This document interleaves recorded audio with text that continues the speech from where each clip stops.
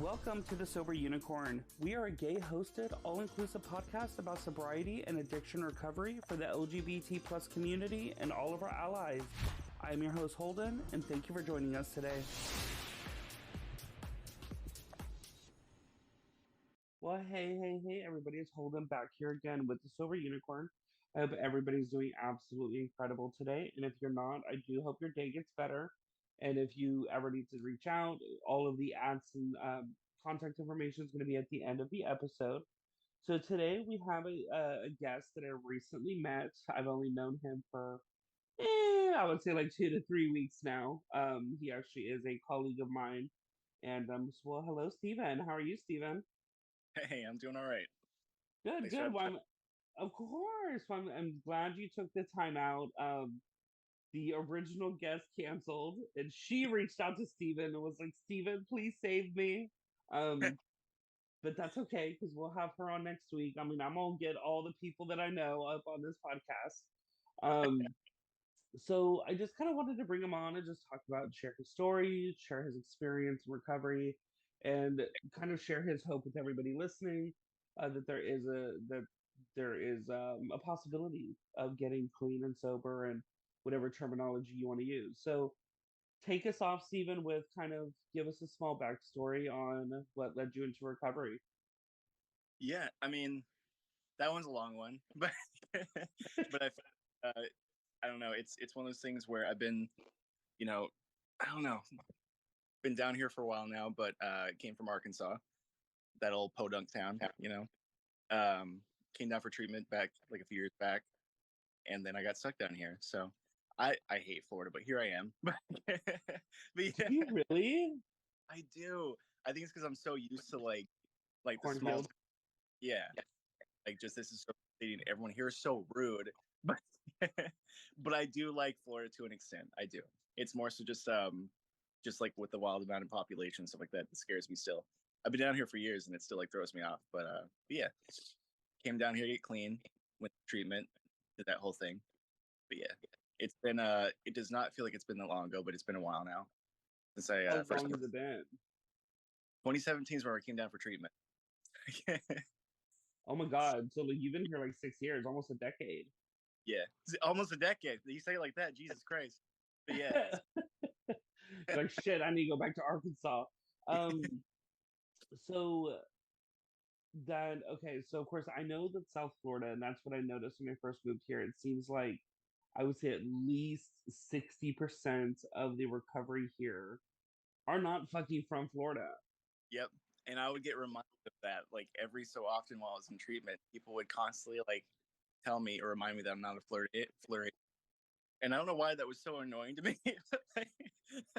But that was like the biggest thing whenever I was in early recovery. But yeah, no, a lot of people down here that are in treatment or like getting sober were definitely not from around here. For Um, sure. I know I didn't come down for treatment, but I did come down to Florida for recovery.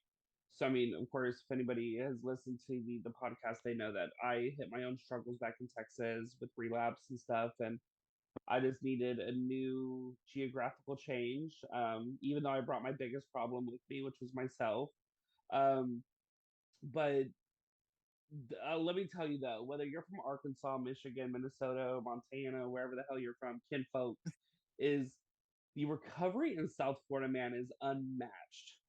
it is, it is. Like whenever I say I don't like, or so just like the outside, if you stick to like the sober community, it's a very good and very warm place.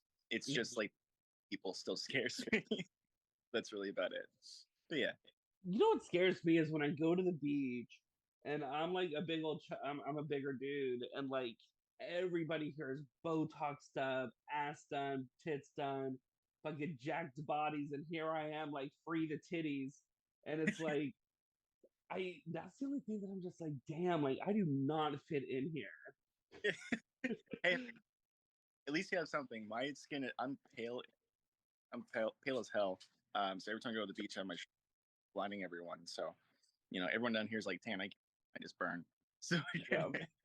All right. So talking about recovery, I know that people, I would say on the outside of recovery, think that we in recovery just have everything together, that we quit our using, quit our drugs, quit our drinking, and that just we live these fucking incredible lives and sobriety. And the thing is, it's that is not true. Okay, don't get me wrong. Yes, being clean, clear-minded, and stuff like that does allow us to cope with things a little bit better sometimes, and just live kind of like we have to change our perspective, and we just try to live happier on a daily basis and more positive. But in reality, we also have our own struggles. Yeah. And so explain to me like that for yourself, like when in recovery, how when you hit a struggling point, that it doesn't mean that you're a failure. It just means that it's just another hiccup or another speed bump, and that it's okay. Yeah. I mean, like in terms of, like financial, I feel like I was in financial stress for like the first like year or two in sobriety. But I mean, like that's just part of it. It was just like I don't know. Whenever I was in treatment, we had like people that came in for H&I, and I would get constantly told like, "Oh, I have like a Bugatti now, and I have like a job that pays like 6 figures." Like that's fantastic. And they're like, "I'm 1 year sober." Like how that's crazy. How does it work? And like, and then I get out of treatment, I go into sober living and everything, and none of that happens, and I started to get very discouraged.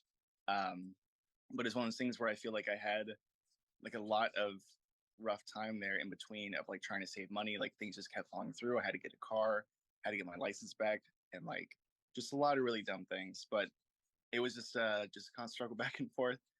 And I don't know. It kind of like fell into place eventually, but it was rough there for a while. I was eating like PB&J like 3 meals a day every day. So this is what I had going for me. And I don't know. It was rough, and like I started to think that was just all it was, but and started to think I wasn't gonna crawl out of that. I sober living was hard with that regard, but yeah. I mean, I have like sober living. I mean, I'm just blessed. I would say because my sober living experience has been like honestly phenomenal. Mm-hmm. Um, don't be wrong. Yes, the struggle bus of finances. I go to a meeting here and a G wagon pulls up, a Ferrari pulls up, a McLaren pulls up, and I'm just like, all right, who's do I need to suck to get into these cars? But the thing is like I would say many times that I've seen this, these Mm-hmm. people worked in industries that were already high paying. That Yes. of course addiction damaged that, and then of course spiraled out of control. So when they are able to get clean and sober, then they are able to go back to that industry. Yeah. But I also have seen people that like started their own jobs Mm-hmm. and do really, I mean, started their own company. Sorry, I mean we all started jobs, but And started their own they started their own companies. I mean, for example, what's crazy, my old sponsor, he had always told me how he wanted to be a tattoo artist. And so mm-hmm. when I first got clean, of course, I'm not spending $150 a night on booze. So I bought him a whole tattoo setup. And like, he's fucking tattooing almost full time now outside of his Nice. normal job. Like, he's only been doing it a year. His stuff is like impeccable. And it's just like, without recovery and without even attempting something that he'd always dreamed of, he would have never been able to be capable of doing what he's doing today. And like, he's now making a lot of extra money and doing this shit. But beyond the financial struggle, I mean, because I think we all tend to kind of hit hiccups in our life. I mean, I was out of a job in a month and a half for about a little bit over a month, and I finally landed a good job, decent pay. I'm not gonna say great pay, but decent pay. Yeah. Um, and the job actually just bonused us, and which will allow me to get out of that little hole that I've still been in, like trying to catch up from that month out. And but yeah, financial struggles are kind of normal. So what about the mental struggle? The fact of like we still people in recovery, no matter how much time you have clean, I feel still at some point hit cravings. Mm-hmm. Um, that we will hit some situation in our life that is really hard to handle clean. So I mean, how do you deal with those struggles there, where you're like, God damn, I just wish I had a fucking beer to forget about today. It's weird because like it's one of those things where like obviously like, having a good support system, people you can reach out to is very positive. it really helps you keep on. And like in on the same vein as talking about like the financials we were speaking earlier, you know, like whenever I had a really rough time, I think I had just hit a year sober. I was still in sober living. It shut down like 6 days after I like moved into sober living place, and like they didn't refund me or anything. I was like sick, and I was battling in my head back and forth the idea like I was gonna relapse, but I also was saying no, I'm not. Like it was 2 a.m. I was walking around Pompano Beach, and in my head it's like I'm having like this dual thought of like this isn't like what I'm gonna do. I'm not gonna do it, but I'm also saying I'm definitely gonna do this, and like so I was doing that, but like I luckily had like some people I could reach out to, but you know it was really rough there for a little bit, and I feel like you know whenever I didn't have anyone to like talk to until I was able to reach out to somebody, it was just a matter of just like calming myself down, and that was hard. But like I don't know. It's like I kept trying to justify like why I was doing it. It was a weird um situation in itself. But yeah, I had that happen, and like the same day, like I was waiting on this job, it didn't fall through. I got like the message that morning that they weren't looking for someone with my skills. So it's like a lot at once, and I felt very defeated. And I just wanted to like get back out there, and like I just kept justifying, like, well, you know, it didn't work out. I'll just try it again. But that's stupid. That's just how my brain worked. Um, but I reached out to someone and just had to talk. Like that was my thing. I just had to like just vent, let it out, and I had to be open and honest. Like I'm gonna relapse. Like this is what I'm gonna do. And that person, that guy, was like, "That's dumb." They didn't co-sign me or take any of my shit, and they basically just talked to me while I walked back to that same halfway, packed my things, and moved into a different halfway the next day. So I mean, it was just like, and even now to this day, like as far as like those cravings or like wanting to go back out, like they still happen. It's very few and far between now, but whenever they do, it's weird because they come in like short bursts, but like it's still very prominent, if it makes any sense. Because I'll go like months without feeling any type of way, like feeling any type of craving. But then out of nowhere, I'll think, man, that sounds really good right now. And like, I don't know why. Because there's nothing that tells me. I feel like as far as triggers, it's very hard for me to like pin down what would be classified as a trigger for myself. But like, I still just randomly think about it, and it really takes over. I just have to talk about it with people. It's the I biggest thing. think Florida, let me tell you, fucking sucks when it comes to people in recovery for alcohol because go anywhere near a freaking beach at a restaurant and those drinks are so pretty. It's Mm-hmm. like not even about, I mean, for me, sometimes it's not even about the liquor within the drink. It's about like getting that photo for the grams. I know. Yeah, no, I'm the same way. It's like if it looks good, that's my thing. And like they have such a way of making it look like, man, that'd be really tasty. Even though I also know I hated the taste of alcohol, even though I was a drinker. But yeah, I I couldn't mean, I stand don't the taste. think anybody fucking liked the taste of alcohol. And if Yeah, you like the taste of alcohol, bitch, you got a little bit of a problem. Um, yeah, but the mental struggle, it's I think it's all about how you react. I think that is the one thing having 100% clear mind and recovery is now we're able to control the way we react to things a little bit better. When yeah, before the way we reacted was okay, going straight to a bar, a needle, a line on a glass coffee table or something, depending on what your DOC was.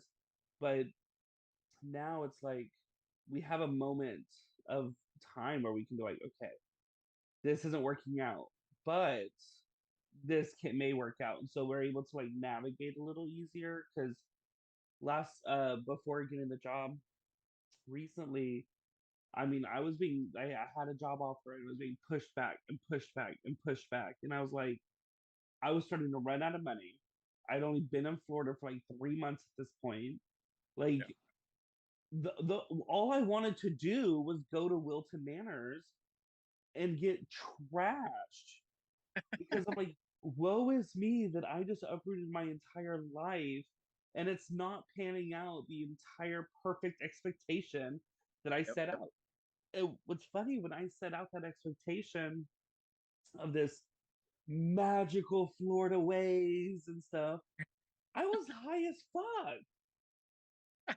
So, but Yeah, of course, we're coming up in 5 months here in Florida. We're coming up in 5 months clean, and it's like things are working out. Yeah, they may not have lived up to my expectation, but things are working out the way they should be. So yeah, and the thing is, what's weird about struggling though is when you struggle and you come out of that struggle, um, on top, you kind of, I mean, or bottom, it depends on what your position is. Like, Hold in. um, it's it makes you feel a little bit stronger mentally. It helps prepare you for the next time because the month without a job I know is rough for me, but guess what? There may be a time that my halfway gets shut down and I don't have the deposit for another halfway. I really hope that doesn't happen, but again, we can't control the things like around us. So, anyways, enough about struggling. Um, so tell me what has been your most favorite thing to come out of recovery? Oh my God, that is such a loaded question. Most favorite kind of recovery. I don't know. I definitely feel like touch base on the prior conversation. Like, it's just the people you can talk to and reach out to. It's definitely like this whole system of recovery. You get in contact with people that you would have been strangers if like you never went down this road, you know. And like it's very nice to have that wide system. Like I'm one of those. I'm very fortunate to have a very good family that supports me and everything. They don't fully understand what I go through, but they have like a general idea, and I love them for that. But they can't understand me like the people down here do, and that is such a good feeling to have that camaraderie of people that like know like whenever I say something, they understand where I'm coming from, and it's not just well, why don't you just stop? Like it's more of like just a conversation of like, hey, I get that, and we talk about it, and like it really just it takes a load off my shoulders and everything. It's definitely like my favorite thing in recovery is definitely got to be the people I've met along the way for sure. But yeah. I have said that in so many episodes that if you don't take away anything from a CBT, 12 step, whatever kind of meeting you initially try to go to for recovery, you don't take away anything from the actual meeting. Take away the fellowship Mm-hmm. because nobody and their mama is going to know what we go through except somebody else that has gone through it. Um, because the craziest things that I've done in my life, I was talking to a friend of mine named Kaylee yesterday, and I was like, girl, like I'm almost done with my book, and oh, I need to write this in there. And she's like, well, what is it? And I told her what I did, which was like a very bad thing. Um, but she's like, oh yeah, totally. And I'm like, bitch did not blink an eye. She's like, okay, get it, work, bitch. Yeah. So it's the thing is like the things that we think are so deep and so dark and that we tell like anybody else, like my mom. I mean, my mom's not in recovery, my mom's not an addict or an alcoholic, and like when I tell her the things I've done in addiction, she just like shakes her head, puts her head in her hand, like, what is my son doing to himself? But like anybody else in recovery rooms would be like, yeah, and bitch, like I did that 10 times over. Yeah. For me, the best thing I feel to come out of so far for myself is learning self worth because I feel in many times in addiction. I mean, for myself at least, I would sell my body to obtain the substance, and I would put myself into really uncomfortable situations just to get that sense of desire from the same sex or whatever. I'm a big old queer male. So I was gonna say Oh, opposite sex, but I don't want the opposite sex. But it's the thing is but it's now that I'm not having to do that. I'm understanding that the way that I would give away myself did not show my worth.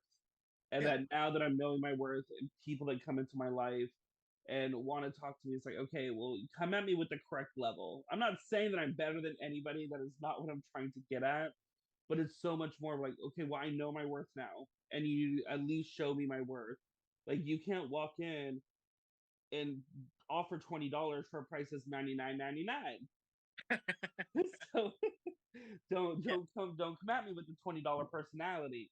Um, although My self worth was a penny, but girl, it's about $9.99 now. We go work our way up to $1 million. But anyways, so That's if a good you one.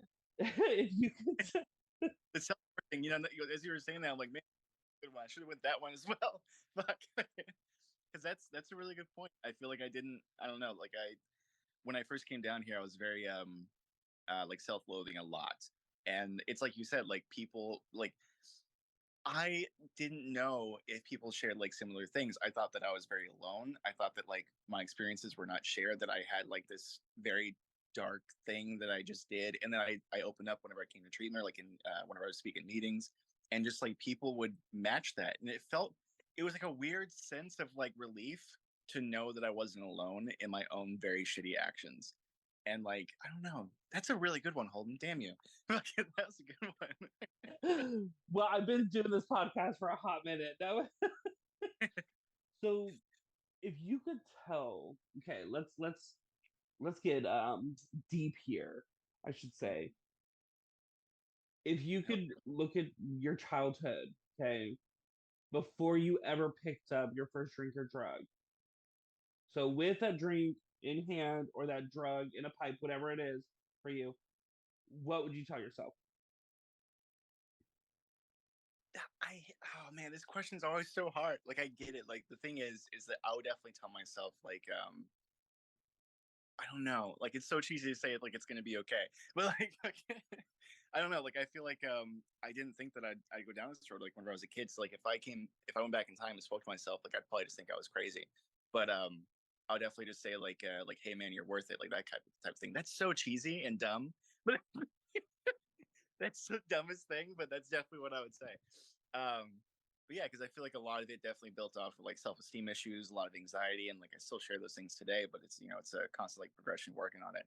But I guess I just tell myself just to you know keep going, keep doing what I'm doing, try and stick to like some of the dreams that I had, things like that.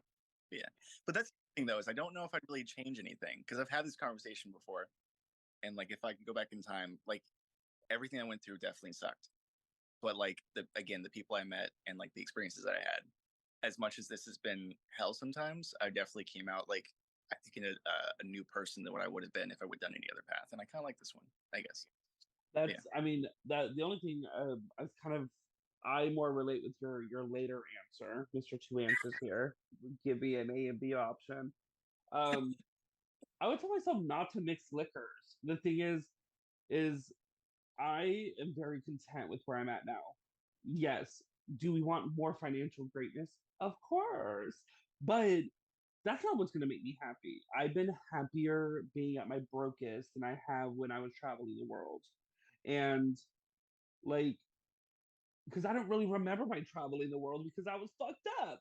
But um, I would honestly like, I would say go for it, queen, have a good old time. Because the thing is, what my actions, what they did was led me to where I am today. And the thing is, without being doped up in December, I would never ever have made the decision to move to Florida.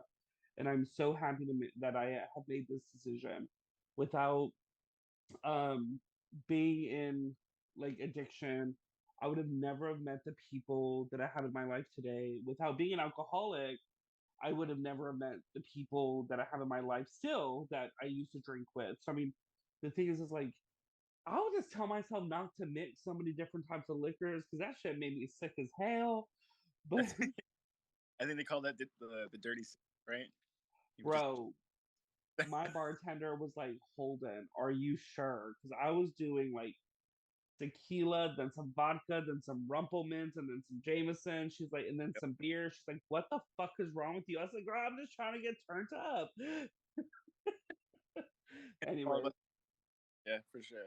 don't Okay. get turned up. Okay, no, I'm kidding. But yeah, I mean, I would just say, like, honestly, if I could go back in time, the only thing I would adjust, I would say, is the my sexual promiscuity. Yeah, Because nowadays when I look for a relationship, well, I'm not looking, but when I seek out a relationship, um, and I look back at my past, it's like if I've given myself away to 1,000 people in my addiction, like sexually, like like what do I have to offer this person? Like a used up, washed out hoe bag? Like I mean, so I think that's kind of really the only thing. I'm not saying if anybody's sexually promiscuous, you ain't a hoe. This is just for me, okay? I do not sex shame. So if you're on OnlyFans, you go, girl.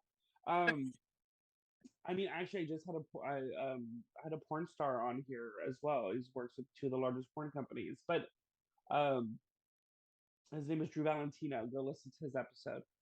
Um, but yeah, I mean, I think that's the only thing is to just be a little bit more mindful on who I would give myself to. But when it came to the actual addiction itself, um, I wouldn't honestly change anything for what I've done because it's put me where I am today.